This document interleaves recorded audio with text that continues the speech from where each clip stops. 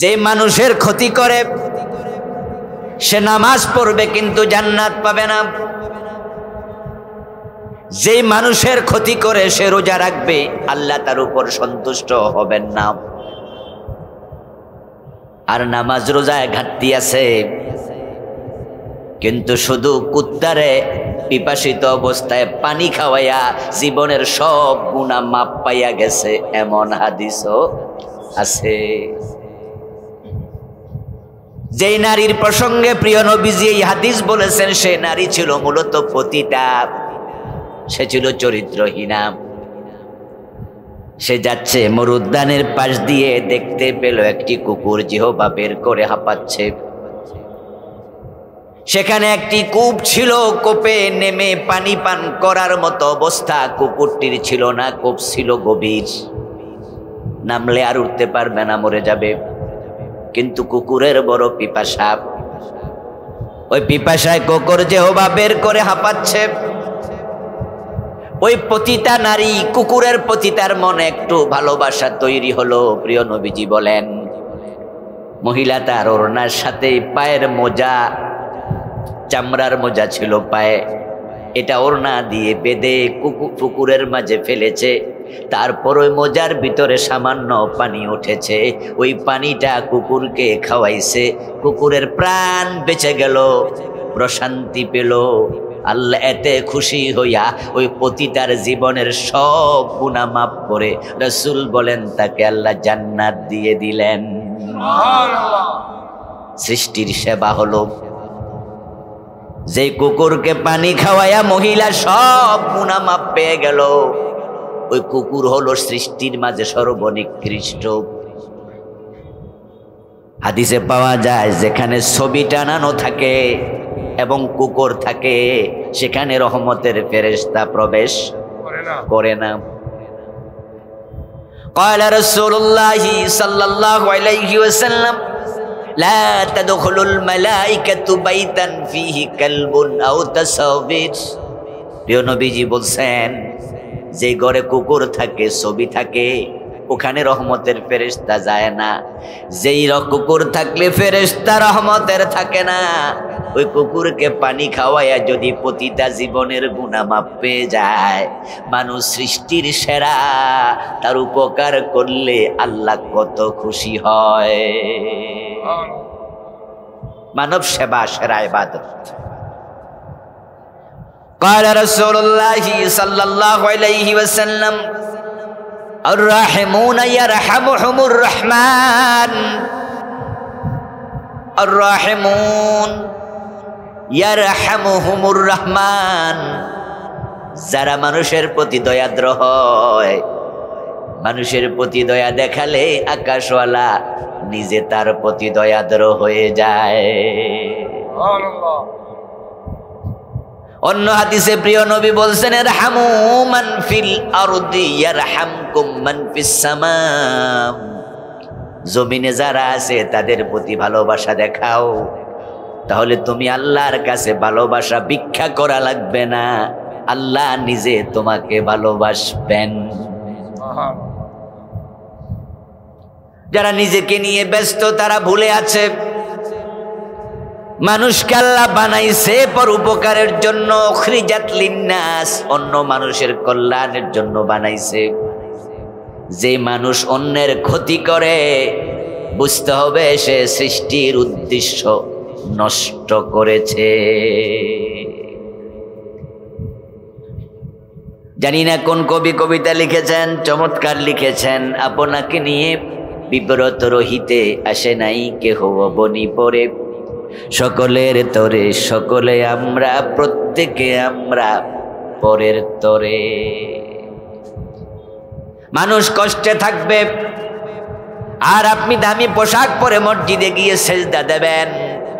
মানুষ কষ্টে থাকবে, আপনি সারাদিন রোজা করে 10 আইটেমের ইফতারি খাবেন।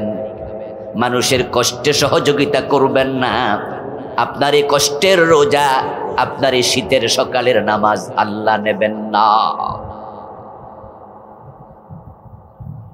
তাই তো হাসরের দিন আল্লাহ তাআলার কাছে মানুষ যখন জান্নাত চাইবে, আল্লাহ কিছু প্রশ্ন করবেন।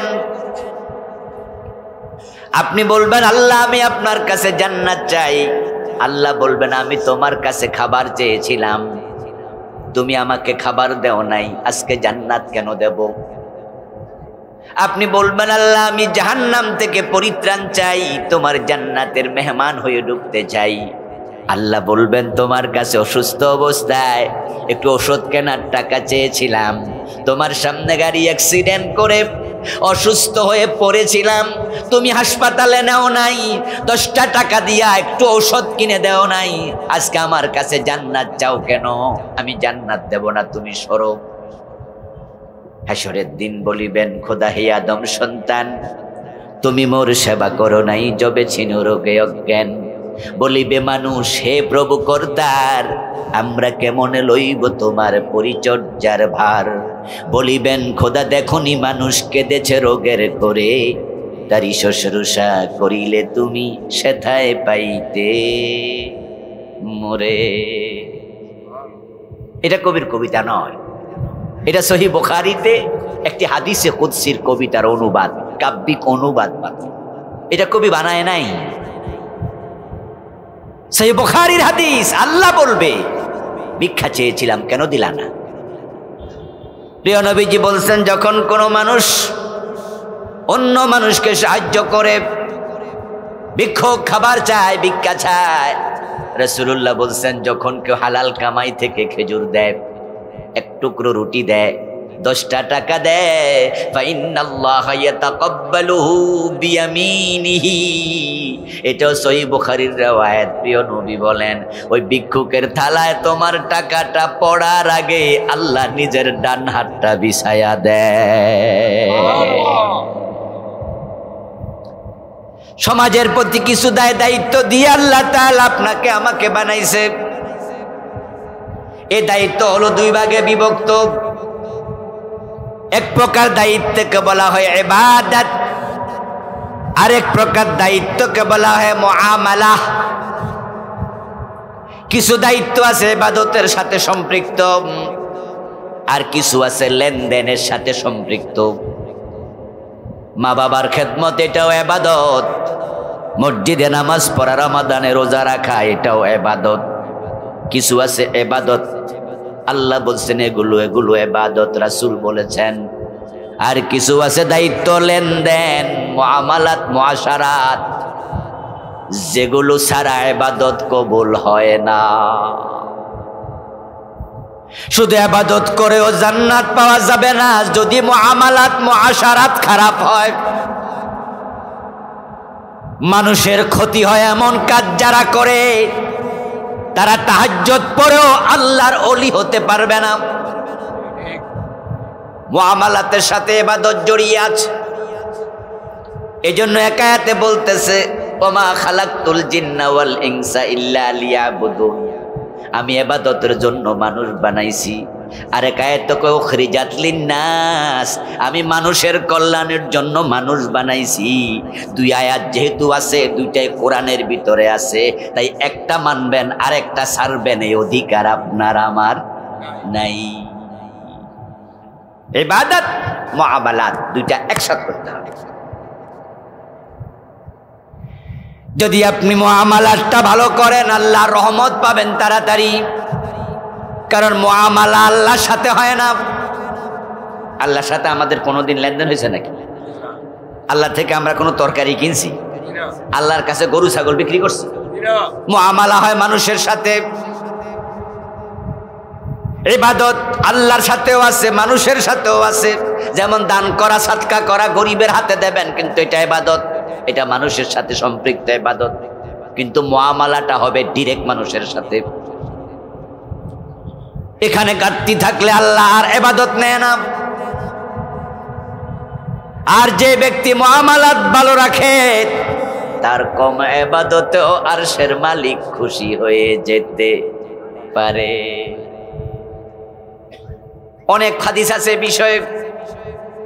প্রিয় নবীজি মুহাম্মদ সাল্লাল্লাহু আলাইহি ওয়াসাল্লাম মেরাজের রাতে জান্নাতে ঢুকলেন। জান্নাতে ঢুকে জান্নাত পরিদর্শন করে তিনি দেখতে পান জান্নাতের যেখানে যান আল্লাহর একজন বান্দার সাক্ষাৎ পাচ্ছেন। জান্নাতুল ফেরদাউসে গিয়ে দেখেন সে হাঁটতেছে, জান্নাতুল খুলদে গিয়ে দেখেন সে হাঁটে, জান্নাতুল মাওয়াতে গিয়ে দেখেন সে হাঁটে, জান্নাতুল নাঈমে গিয়ে দেখেন সে হাঁটে। প্রিয় নবীজি জান্নাতের যেখানে যান তার সাথে সাক্ষাৎ হচ্ছে। আল্লাহর হাবিব সাল্লাল্লাহু আলাইহি সাল্লাম অবাক হলেন, এমন কি আমল লোকটা করলো, আল্লাহ পুরা জান্নাত তার জন্য খুলে দিলেন। তাই জিবরিল আমিনকে জিজ্ঞাসা করলেন, ও জিবরিল, এই লোকটাকে জান্নাতে যেখানে যাই সেখানে দেখা পাই, আমি জানতে চাই সে এমন কি নেক আমল করেছে আল্লাহ পুরা জান্নাত তার জন্য অবারিত করে দিলেন। জিবরিল আমিন জবাব দেয়, হুজুর আপনি ভাবছেন অনেক বড় আমলকারী, না না, ইন্নাহু দাখালাল জান্নাতা বিশাজারাতিন কাতাহা আন যাহরিত তারিক তুজিন্নাস।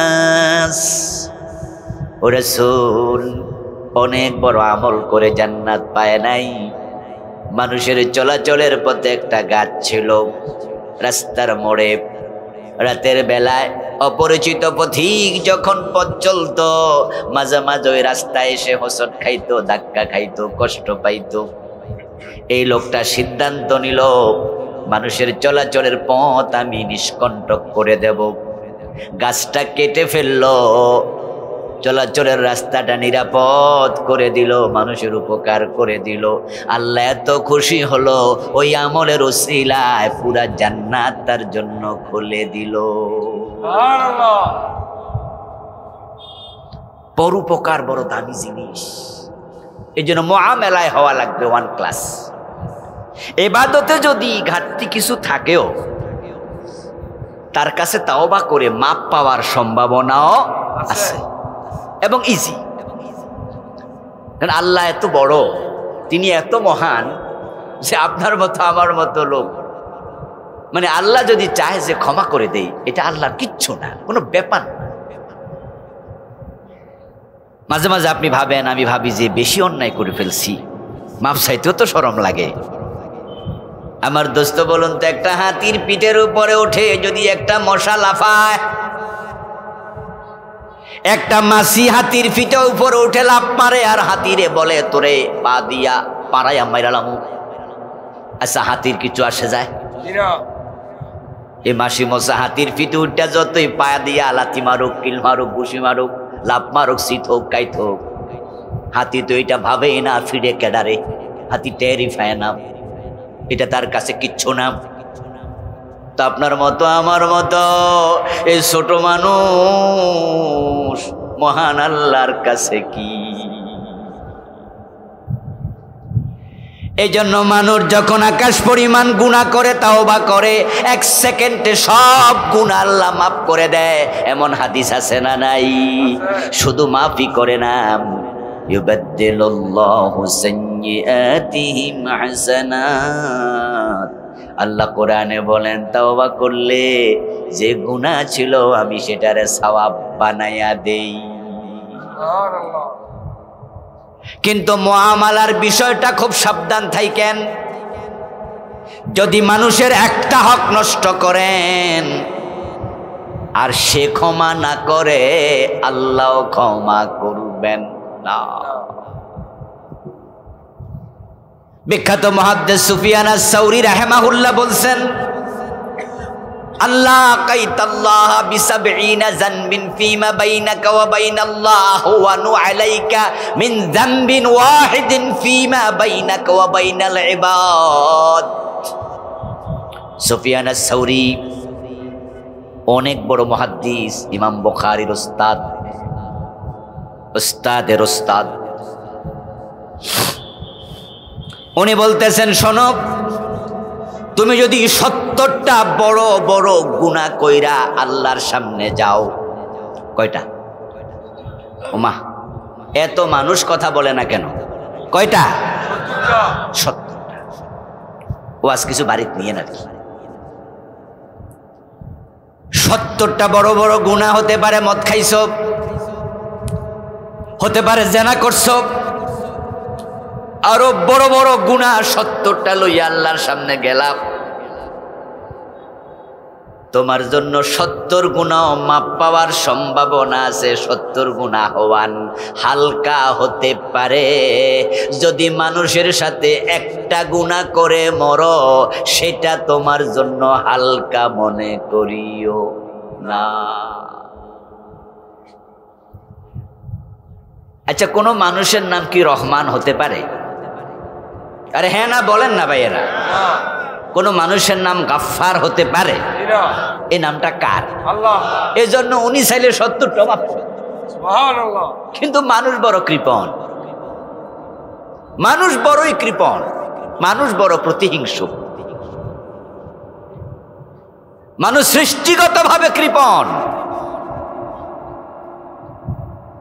এই জন্য সে পারে না আল্লাহর মতো উদার হতে।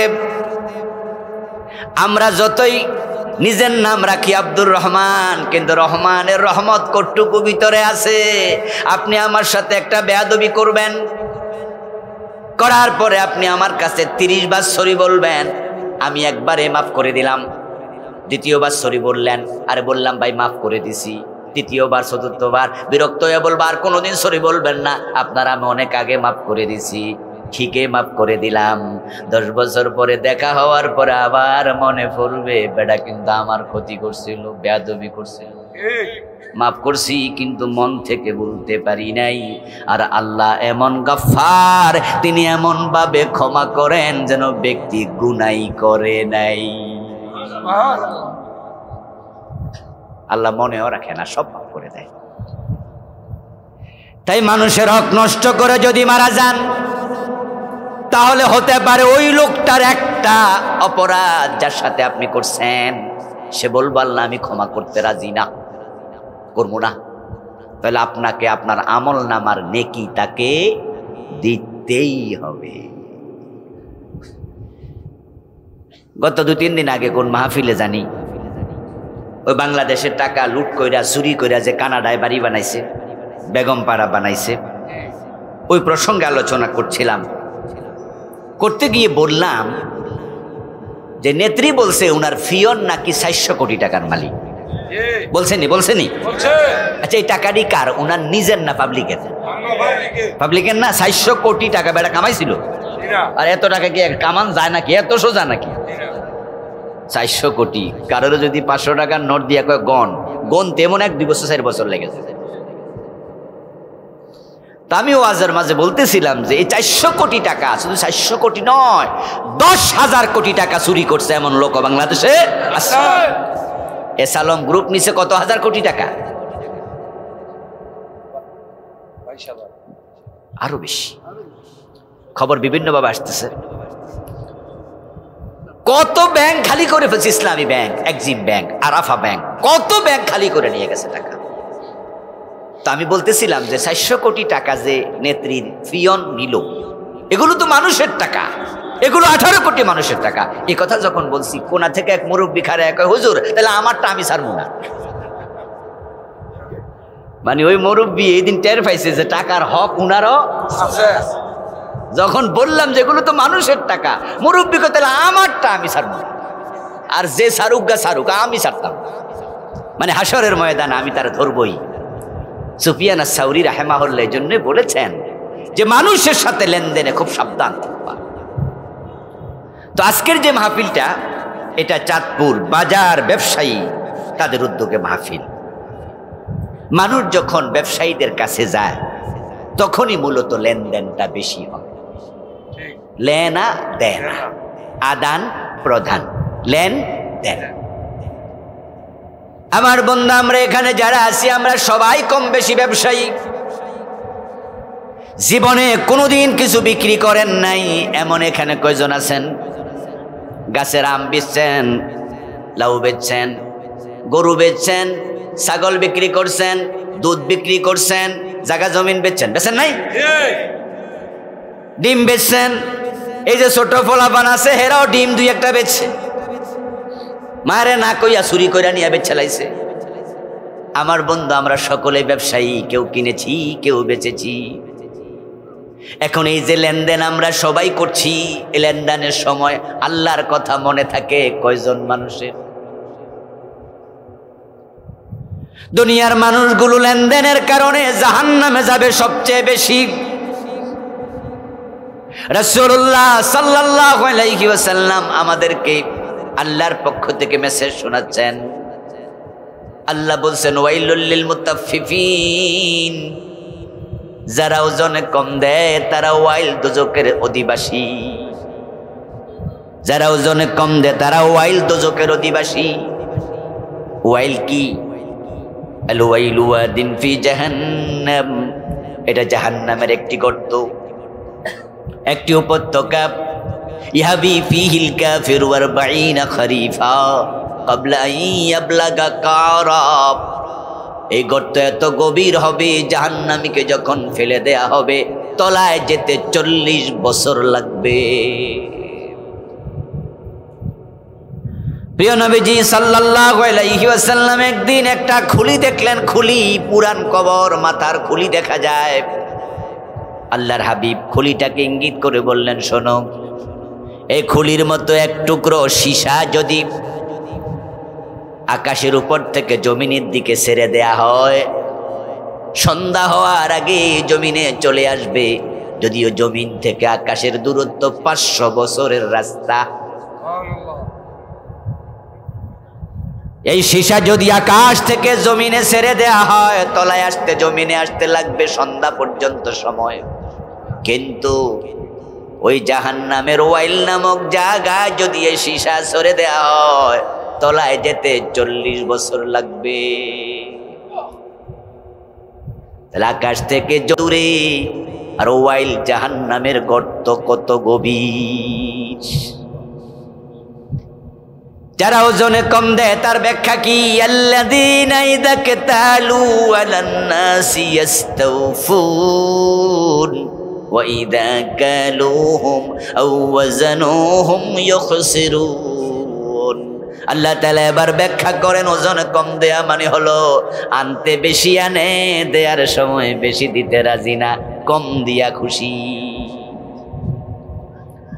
আপনি যখন কিছু কিনেন, কেনার সময় বেশি আনার একটা মনোভাব আপনার ভিতরে আছে কি? যদি থাকে, আপনি সেখানকার অধিবাসী। আচ্ছা, আপনি 1 কেজি গোস্ত কিনলেন, তো আপনি 1 কেজির বেশি চাইবেন কেন? কিনছেন তো 1 কেজি। যদি আপনি আনার সময় বেশি আনবেন, দেয়ার সময় কম দেবেন, এই মানসিকতার সম্পন্ন লোক হন, তাহলে কোরআনে আল্লাহ বলে তোমার অবস্থান জান্নাতে নয়, তুমি ওয়াইল দোজকের অধিবাসী। এখন বাংলাদেশি যত ব্যবসায়ী আছে ওজনে কম দেয় না, 100তে 100% ঠিক দেয়, এমন ব্যবসায়ী 100 জনের মাঝে কয়জন পাবেন? খুব কম, 5 জন 7 জন খুঁজে বের করা। বরং আমরা যেন সবাই প্রত্যেকে নিজের জায়গায় প্যাঁচ লাগাইয়া দেই, আমরা ওজনে কম দিয়ে খুশি হই। আল্লামা সাইদি রাহিমাহুল্লাহ একটা ওয়াজে বলছিল যে কমলা কিনছে 1 ডজন, এবার 1 ডজন কমলা দেন, দোকানদার দিছে, গয়না দেখে 11টা। তো জিজ্ঞাসা করলো, কিরে ভাই, 1 ডজন কিনলাম, 12টা হবে 11টা? বলে হুজুর মাথা ঠিক নাই। তাহলে 13টা দিলা না কেন? এত খারাপ হয় নাই, একটা কম দিছে, সমস্যা কি? মাথা ঠিক নাই। মাথা ব্যাটিক হলে 13টা দিতা, কোন এত খারাপ হয় নাই। আমরা সবাই নিজের স্বার্থকে প্রাধান্য দেই, আরেকজনকে ঠকাতে গিয়ে দেরি করি না।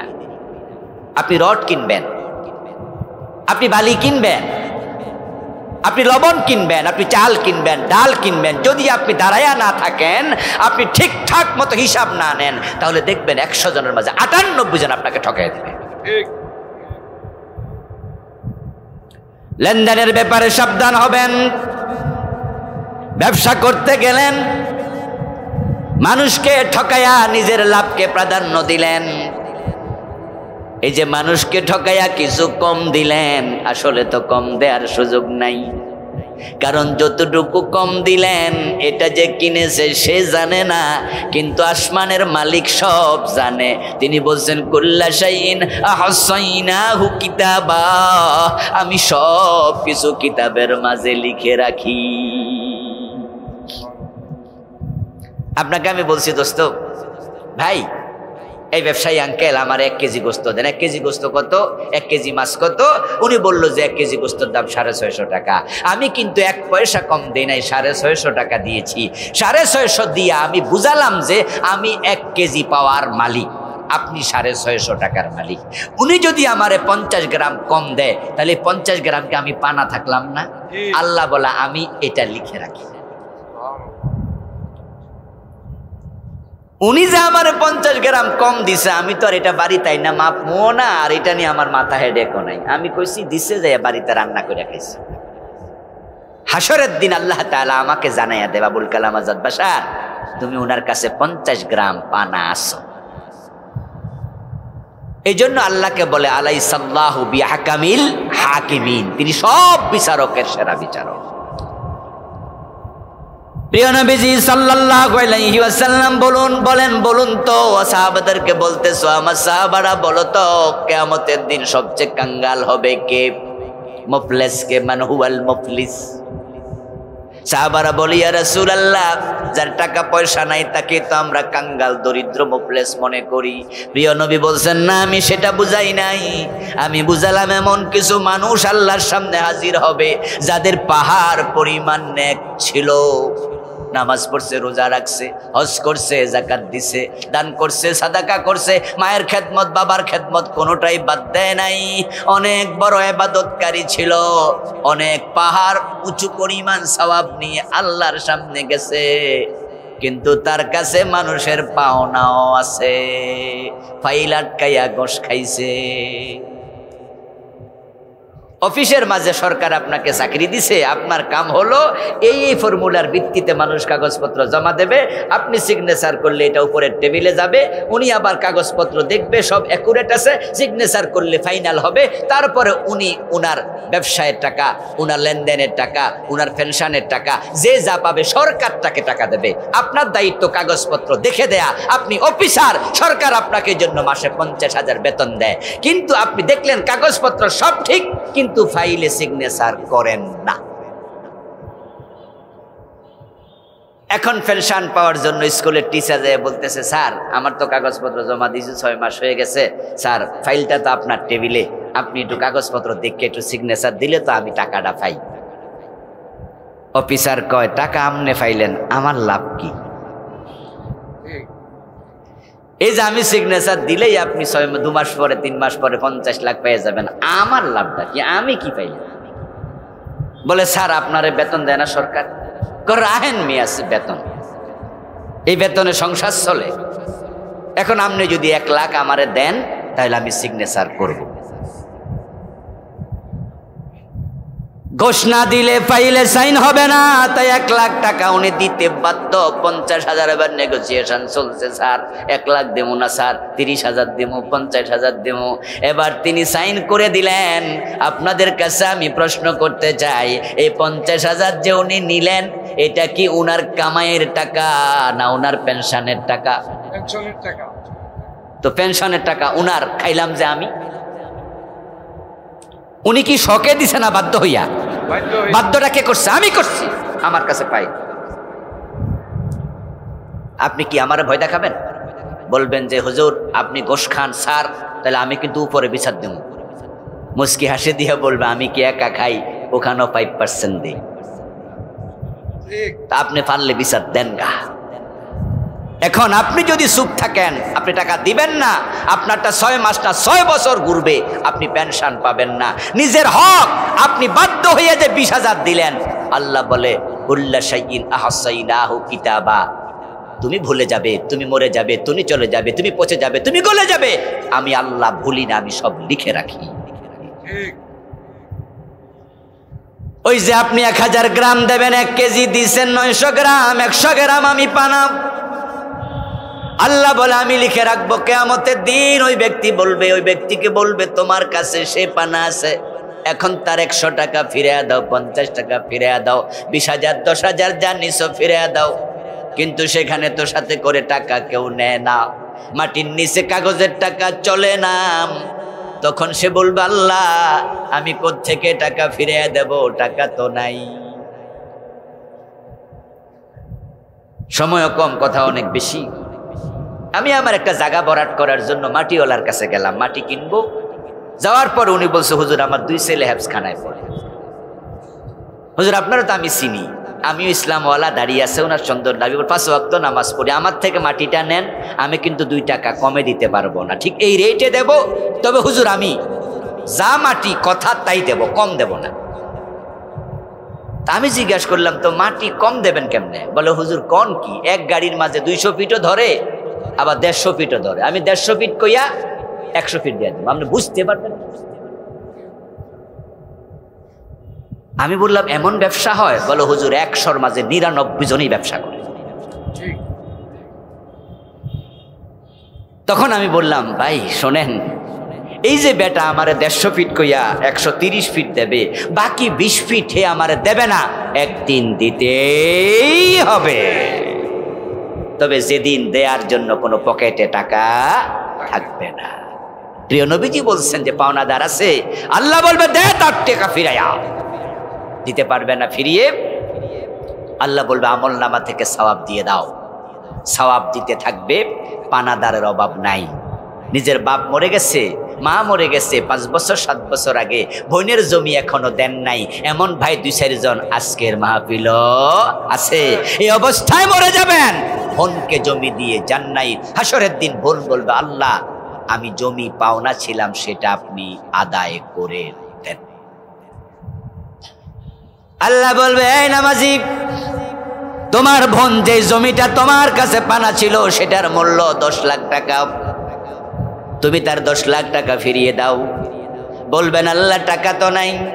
আল্লাহ বলবেন 10 লাখ টাকা মসজিদ মাদ্রাসায় দান করলে যে পরিমাণ সওয়াব হতো, ওই পরিমাণ সওয়াব তোমার আমল নামা থেকে আজকে দিয়ে দাও। এইভাবে যার কাছে যা মানুষ পানা আছে সব আল্লাহ সেদিন কড়ায় গন্ডায় হিসাব করে করে অন্যকে আদায় করে দেবেন, আপনাকে সেদিন দিতে বাধ্য করা। প্রিয় নবীজি বলছেন এবার রেজাল্ট কি? এক পর্যায়ে গিয়ে দেখা গেল তার পাহাড় পরিমাণ সওয়াব পাবলিকে নিয়ে গেছে, কিন্তু পাওনাদার এখনো লাইনে আছে। এ চাঁদপুর বাজারে আজ থেকে 10 বছর আগে ব্যবসা ধরছে, 10 বছর লাগাতার ব্যবসা করছে, আরো 15 বছর বেঁচে থাকলে 25 বছর ব্যবসা করে মারা যাবে। যেদিন থেকে ব্যবসা শুরু করছে ওই দিন থেকে মানুষ ঠকানো শুরু করছে, ওজনে কম দিছে, মালে বেজাল দিছে, মানুষ ঠকাইছে, 2 নাম্বার 1 নাম্বার কইয়া বেচা লাইছে। এমন ব্যবসায়ী 2-4 জন আছে না এই দেশে? এই বাজারে 2-1 জন নাই? এ 25 বছরে হিসাব করেন কত হাজার মানুষ তার কাছে টাকা পাওয়া। এখন যদি সব পাবলিক লাইনে খাড়ায় আমল নামা সওয়াব থাকবো তো? আর রাসূলুল্লাহ বলে সব সওয়াব শেষ, কিন্তু পানাদার তো যায় নাই। এবার আল্লাহ তাআলা বলবেন এই মিয়া, তোমার কাছে যে মানুষ এখনো পাওনা আছে তার টাকা দেও। বলবে আল্লাহ টাকা নাই, তো সওয়াব দেও। আল্লাহ বলবে আল্লাহ সওয়াব তো নাই। এবার আল্লাহ তাআলা বলবেন তাদের গুনাহ ওই পরিমাণ তোমার আমল নামায় দেয়া হলো। এবার অন্যের গুনাহ কাঁধে নিয়া তারপরে এবার আল্লাহ বলবে যা তুই দুজকে চলে যা। এবার বলুন দোস্ত, এই লোকটা ধনী না কাঙ্গাল? আমার রাসূল বলেন এই মানুষগুলো হলো আখিরাতের কাঙ্গাল, যারা পরের হক নষ্ট করেছে। তা আপনারা যারা মানুষকে ঠকাচ্ছেন, ওজনে কম দিয়া, মালে বেজাল দিয়া, প্রতারণা করে, মানুষের জমি দখল করে, জাল দলিল করে, ঠেল্লা জমি বাঁকা করে আলা, এমন লোক আসেনি? কোপ দে জোরে আল্লাহু আকবার কই। আমার এক ভিডিও দেখলাম কয়দিন আগে, ফেসবুকে কেটা দিছে, মুরব্বী ফজরের নামাজ পড়ে গেছে, টুপিরা খোলে নাই, কিন্তু গোসলিংডে দিয়া লাইছে। অনেকে টুপি মাথার দিয়া গোসলিংডে দিয়া লাই। টুপি মাথার দেয়া কি ফরজ না সুন্নাহ? আর হাঁটু ডেকে রাখা কি? এই বলেন, হাঁটু ডেকে রাখা কি? সতর ডাকা কি? গুরুত্ব এটার বেশি না নিচেরটার বেশি? এটা মাথায় ঠিকই আছে, নিচেরটা নাই। ইসলামের ব্যাপারে কনসেপ্টই ক্লিয়ার না। ওই চাচারে দেখলাম, চাচা সকালবেলায় আল্লাহু আকবার কইয়া কোপ মারতাছে, খেতের আইল বাঁকা করে লাইতাছে, জমি বড় করছে। আমার দোস্ত, আপনি যে মানুষ ঠকালেন, আপনার মুআমালার কারণে রাসূলুল্লাহর উম্মতের মাঝে আপনি নাই, ধোঁকা প্রতারণার কারণে রাসূলুল্লাহ সাল্লাল্লাহু আলাইহি ওয়াসাল্লাম একদিন বাজারের মাঝে ঢুকলেন। ঢুকে দেখেন এক ব্যক্তি স্তূপ আকারে খাবার বিক্রি করছে। খাদ্যের স্তূপের ভিতরে রাসূলুল্লাহ হাত ঢুকাইয়া দিলেন। হতে পারে সেটা গমের স্তূপ, হতে পারে জব, হতে পারে চাল, হতে পারে ধান বা ভিন্ন কিছু। আল্লাহর হাবিব ভিতরে হাত ঢুকাইয়া দেখেন ভিজা ভিজা লাগে। রাসূলুল্লাহ এক মুষ্টি খাবার সেখান থেকে বের করলেন। বের করে বললেন, মাহাজা, এগুলো ভিজা কেন, এটা কি? ওই বিক্রেতা জবাব দেয়া, সাবাতুল মা সাবাতুস সামা, ইয়া রাসূলুল্লাহ, রাতে বৃষ্টি হয়েছিল, বৃষ্টির কারণে খাবারগুলো ভিজে গেছে, আমার কোনো দোষ নাই। আল্লাহর হাবিব বললেন, যদি বৃষ্টিতে ভিজে যায় তাহলে খাবারগুলো উপরে দিলা না কেন? এই ভিজা খাবার নিচে কেন? তুমি উপরে দিয়া মানুষকে বুঝাচ্ছ ভালো, অথচ ভিতরে আছে মন্দ। মনে রাখো, মান গাশা ফালাইসা মিন্না, যারা মানুষকে ধোঁকা দেয় তারা আমার উম্মত থাকে না। আচ্ছা, রাসূলুল্লাহর উম্মত না থাকলে উম্মত আর কার হবেন? সামনে কোন নবী আইব আর? তো তাহলে আপনি তো উম্মতের কাতারেই নাই। মানুষকে ধোঁকা দেয়া আমাদের অভ্যাস হয়ে গিয়েছে। আমি জানি না কাপাসিয়ার এই অঞ্চলে গাই গরু বাজারে বিক্রি করতে নিলে ওলান ফুলায় কিনা? ফুলায়? তাহলে বাংলাদেশের মানুষ সব জায়গাতে এটা ঢুকেছে। আমাদের কুমিল্লা আমি দেখি, ছোটকালে দেখতাম বাজারে বিক্রি করতে যেতাম, আবার কিনতে যেতাম। গাই গরুর বাচ্চারে দুধ খাওয়ায় না, 2 দিন 3 দিন পানি টানি মাঠটার খাওয়াইয়া রাখে, আর ওলানে দুধ জমতে দেয়। ওলান এরকম মোটা হয়ে যায়, তখন বিক্রি করে। ক্রেতা মনে করে অনেক দুধ, আসলে কি অনেক দুধ? প্রথম দিন বেশি পায়, পরের দিন কম। এই যে আপনি ধোঁকা দিলেন, রাসূলকে আমার উম্মত না। চাঁদপুর বাজার আসরের নামাজ পড়ে, বাজারের পাশে বাড়ি। চাচি কইছে চাচারে যাওয়ার সময় যে বাজারে যাচ্ছ? বলে হ্যাঁ।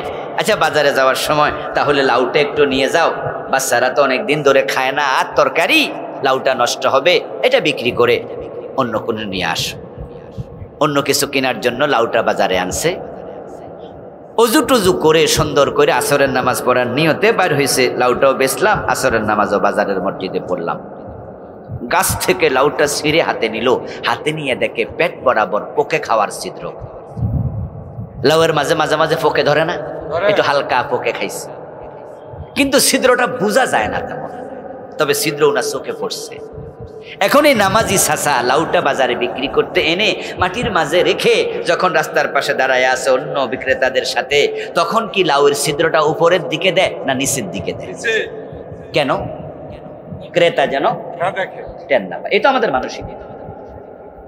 আত্মসমালোচনা করেন, বিষয়টাকে হালকা ভাবে নেবেন না। এই যে আপনি তার ছিদ্রটা উপরে না দিয়া নিচে দিলেন, উদ্দেশ্য কিন্তু ভালো না। উদ্দেশ্য হলো যেন ক্রেতা বুঝতে না পারে। আর আপনি মনে মনে বলতেছেন, আল্লাহ তাড়াতাড়ি বেচালাই, তাড়াতাড়ি বেচালাই। কিনতে আসলে কেউ বলে চাচা লাউ কত? বলে যা দেন দেন, তাড়াতাড়ি নেন। আর মনে মনে ভাবে যেন ছিদ্রের দিকে নজর। ও বেটা কিনে তাড়াতাড়ি টাকা দিয়ে চলে গেল, আর আপনি দৌড়াইয়া মসজিদে গিয়ে ঢুকলেন। আল্লাহু আকবার, ইয়্যাকা না'বুদু ওয়া ইয়্যাকা নাস্তাঈন। আল্লাহ, আমি তোমার গোলামি করি। আল্লাহ কয়, বাটফার, তুই আমার গোলাম হলে এই কাজ করতি না। قال رسول الله صلى الله عليه وسلم من باع عيبا ولم يبينه لم يزل في مقت الله ولم تزل الملائكة تلعنه। প্রিয় নবীজি মুহাম্মদ সাল্লাল্লাহু আলাইহি ওয়াসাল্লাম বলতেছেন, যখন কোনো দোষী জিনিস কোনো মানুষ বিক্রি করে, দোষী জিনিস বিক্রি করার সময় যদি দোষটা না দেখায়া দেয়, যখন বিক্রি করে তখন থেকে তার উপর আল্লাহর গজব পড়তে শুরু হয়। লাম ইয়াজাল ফি মাকতিল্লাহ। এজন্য ইমাম আবু হানিফা রাহিমাহুল্লাহর একটি বিখ্যাত ওয়াজ আপনারা শুনেছেন যে কাপড়ে দোষ ছিল। উনি কর্মচারীরে বলেছিলেন যে এটা দেখাইয়া বিক্রি করিও। কর্মচারী দেখাইতে মনে নাই, কর্মচারী ভুলে গেছে। ইমাম আবু হানিফা রাহমাতুল্লাহ আলাইহি রাতের বেলা এসে যখন বললেন হিসাব দাও, হিসাব বরাবর, ইমাম আবু হানিফা বললেন হিসাব তো বরাবর হওয়ার কথা না। কাপড়ের সেই গাইটে না ত্রুটিপূর্ণ কাপড় ছিল, ওইটা তো সমান দামে বিক্রি হওয়ার কথা না, কিছু টাকা তো কম হওয়ার কথা। কর্মচারী বলে, হুজুর আমি তো ক্রেতাকে এটা বলতে মনে নাই। ইমাম আবু হানিফা রাহমাতুল্লাহ আলাই ওই দিন যা বিক্রি হয়েছিল সব টাকা আল্লাহর পথে সাদাকা করে দিয়েছেন। বলেছেন যে কোন টাকাটা ওই টাকা আমি তো জানি না, যা আজকে টাকা নিলামই না, সব সাদাকা। আমার দোস্ত, আপনি আমি ব্যবসা করার সময় মিথ্যার আশ্রয় নেই, এবং বাংলাদেশে নাকি মিথ্যা না বললে ব্যবসা হয় না। এজন্য দেখবেন যে আমাদের মিথ্যা এবং আমাদের ধোঁকা প্রবঞ্চনা মানুষের আত্মবিশ্বাস এত নষ্ট করছে। এখন মধু বিক্রি করতে হলে মধুর গায়ে খাঁটি মধু লিখতেই হয়, লিখতে হয় না? আচ্ছা, সরিষার তেলের গায়ে খাঁটি সরিষার তেল লেখা আছে কিনা? আচ্ছা, কেন সরিষা কি আবার অখাঁটি হয়? আচ্ছা, মৌসাকি কি মধু 2 নাম্বার হইতে পারে? মৌমাছি কি কোনো জায়গা থেকে 2 নাম্বার কিছু আনে? কেন এমনটা হচ্ছে? দুধ পর্যন্ত লেখা লাগে খাঁটি দুধ, কারণ আমরা মধুর মাঝে ভেজাল মিশাইছি। আমরা সরিষার তেলে ভেজাল মিশিয়েছি, সয়াবিন সরিষা একসাথে মিশাইয়া পুরা সরিষার তেল কই বিক্রি করছে। আপনি বলবেন, হুজুর যদি সয়াবিন মিক্স করে তাহলে ঝাঁজ কমে যাবে। ও ভাই, ঝাঁজের জন্য কি মরিচের গুঁড়া আছে না, ওইটা মিশাই দিন। দুধে পানি মিশানো আমাদের অভ্যাস হয়ে গেছে। আমরা যারা ঢাকা শহরে থাকি, গ্রাম থেকে আমি দুধ কিনে নেই, কিছু করার নাই। শ্বশুর বাড়ি বলে রাখি, এখান দিয়ে আপনাদের এদিকে আসলে বন্ধু বান্ধবকে বলি যে আমার জন্য 10 কেজি দুধ রেখে দিও, কারণ ঢাকা শহরে এমন ঘটনাও ঘটে যে দুধের মাঝে চিংড়ি মাছ পাওয়া যায়। কারণ আসার সময় যে বুড়িগঙ্গা থেকে পানি মিক্স করছে, তো চিংড়ি মাছটা ডুববই। এক হুজুরের ওয়াজে শুনলাম চিংড়ি মাছ লাভ দিছে, আর তখন ক্রেতা জিজ্ঞাসা করে, কিরে ভাই দুধের মাঝে চিংড়ি মাছ? কয়, গরু মনে কচুরি পানা খাইছিল, ও যে পানি মিশাইছে এটা কয় না, গরুর দোষ দেয়। গরু কচুরি পানা খাইছে, চিংড়ি মাছ পেটে গেছে, পেটেতে ওলান দিয়া বাইরেছে, আমার কোনো দোষ নাই। মিথ্যা বলতে বলতে অবস্থা এত খারাপ। দুধ 2 নাম্বার, তারপরে খাঁটি লেখো কেন? চুপ থাকো, কমপক্ষে চুপ থাকো, চুপ থাকো না ভাই। না না, লিখে রাখছে খাঁটি গরুর দুধ পাওয়া যায়। তো ছেলে বাবারে বলতেছে, বাবা এমনি দুধে পানি মিশাও, এটা গুনাহ। আবার বলতেছে মিথ্যা, খাঁটি গরুর দুধ পাওয়া যায়, এটা না লিখলে হয় না, যারা নেবে তারা নেক না। বাবা ছেলের ধমক দিয়া কয়, তুই চুপ থাক, বুদ্ধিকে আমার সে তোর বেশি। আমি তো খাঁটি দুধ লিখি না, লিখেছি খাঁটি গরু। গরু তো খাঁটি, খাঁটি গরুর দুধ পাওয়া যায়, খাঁটি দুধ পাওয়া যায় লিখি নাই তো। বাহ, কত চালাক, মানুষকে ঠকাইয়া নিজে চালাক। আল্লাহকে সব আমি লিখে রাখি, যতটুকু ঠকাই সব অতটুকু তোমাকে আদায় করতেই হবে। قال النبي صلى الله عليه وسلم من أخذ شبرا من الأرض ظلما فإن الله سيطبقه يوم القيامة من 7 أرضين।